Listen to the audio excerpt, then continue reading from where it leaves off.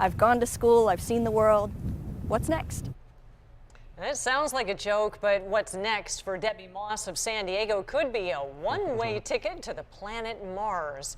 Well, she has built a successful 20-plus year career in the Navy and has earned several advanced degrees. New at 6:10 News reporter Bob Lawrence asked her why she's signing up for a trip to Mars with no plan to come back home. This is really possible. Mars One co-founder Baz Landorp, who envisions this. Mars One will establish human settlement on Mars in 2023. There is, however, one drawback. It's a one-way ticket, yes. But Debbie Moss of San Diego is all in. Are you nuts?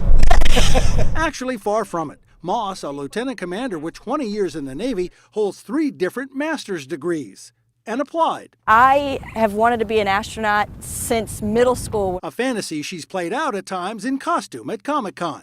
Godspeed, John Glenn. But our space program was designed from the get-go to come back. The Mars One project is about staying. I mean, think about it. The first people to come to the new world, and they were never going back. It's not like they could get on a flight home. The idea is to use what is commercially available now, like the Falcon 9 rocket. Then use a rover to seek out a spot on the red planet suitable for a colony, initially with 4 people and then 4 more 2 years later, and so on and so on.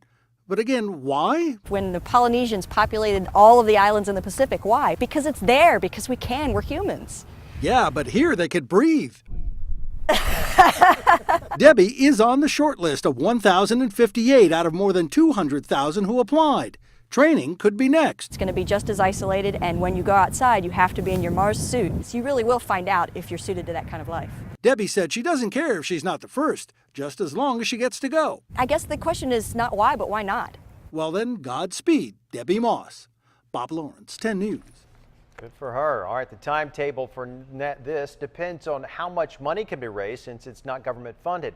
To learn more about the Mars One project, click on the red television button on 10news.com.